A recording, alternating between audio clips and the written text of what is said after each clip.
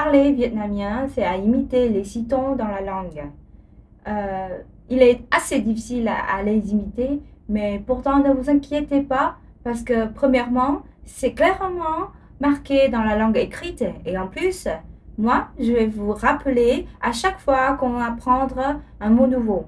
Et voici les citons. Premièrement, c'est le ton montant qui est marqué par l'accent aigu. Voilà, l'accent aigu, vous le connaissez déjà dans la langue française.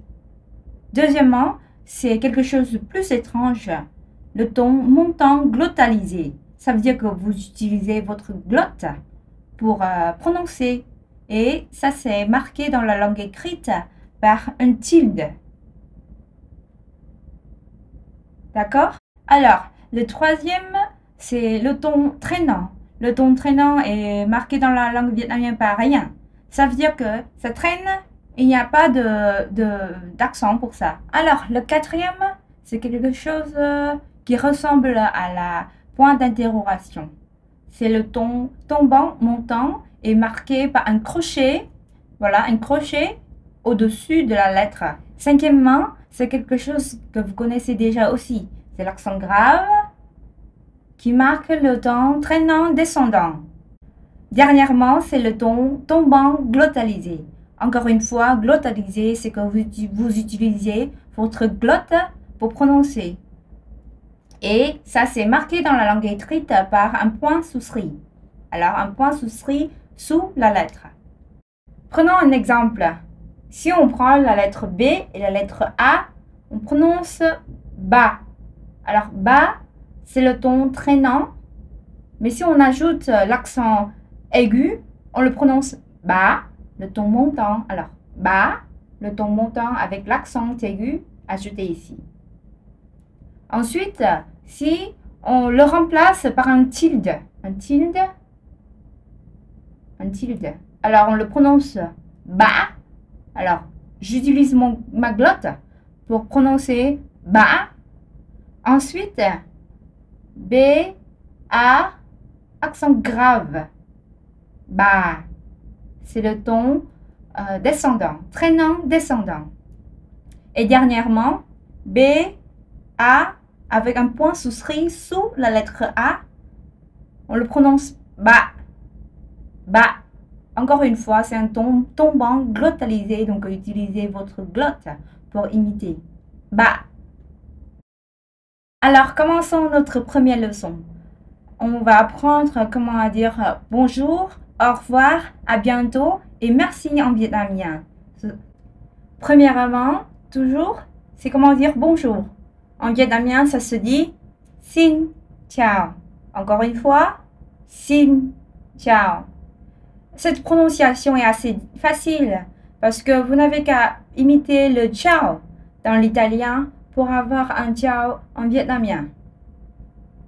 En fait, le mot ciao s'applique dans beaucoup de situations dans la vie quotidienne des Vietnamiens. En fait, au matin, on dit ciao pour remplacer le bonjour dans le français.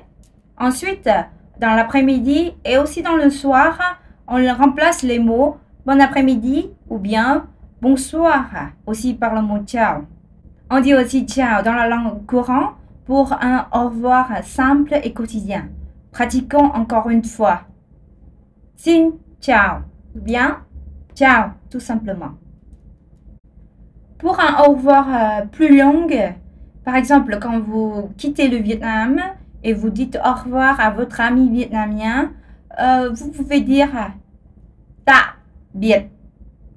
Alors, encore une fois, ta biệt.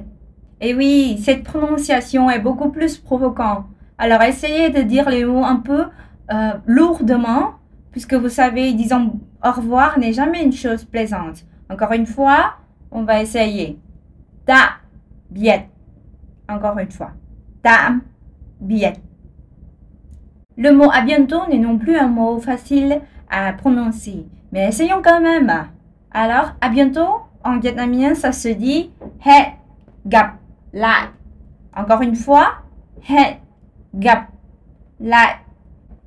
Rappelez-vous que nous avons toujours la prononciation ici, en dessus, pour que vous puissiez imiter la langue vietnamienne plus facilement.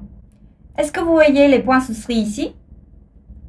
Alors voilà, les 3 points souscrits, ça veut dire 3 tons très lourds et créés en utilisant votre glotte. Alors, je refais he, gap, la. Alors, une autre chose, c'est que dans la langue vietnamienne, le H, ça se prononce. C'est un H aspiré, c'est comme dans l'anglais. Donc, c'est un peu difficile, c'est peut-être un peu difficile pour vous, les francophones, d'essayer de prononcer le H. Mais essayons quand même parce que c'est en forgeant qu'on devient forgeron. Alors, encore une fois, he. Alors, he, gap, la. Le dernier mot qu'on va apprendre aujourd'hui, c'est comment dire merci en vietnamien. En vietnamien, ça se dit cảm ơn. Alors, encore une fois, cảm ơn.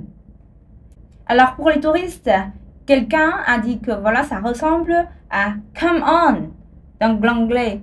C'est acceptable, mais quand même, essayez de prononcer, de imiter la langue vietnamienne. Je vous répète encore une fois, cảm ơn. Pour finir, essayons si vous pouvez capter les mots qu'on vient d'apprendre. Je vais vous dire une phrase en total en vietnamien et on va voir. Xin chào, tôi là Dung đến từ Horizon Việt Nam. Cảm ơn các bạn vì đã xem video. Tạm biệt và hẹn gặp lại. Les leçons que Horizon Vietnam vous propose ne consistent que la première partie de votre parcours de découvrir le vietnamien. Comme toute autre langue, votre pratique au sein de la vie locale, au milieu des natifs, sera les leçons les plus efficaces. Pour plus d'informations globales sur la langue vietnamienne, veuillez consulter notre article sur www.horizon-vietnamvoyage.com.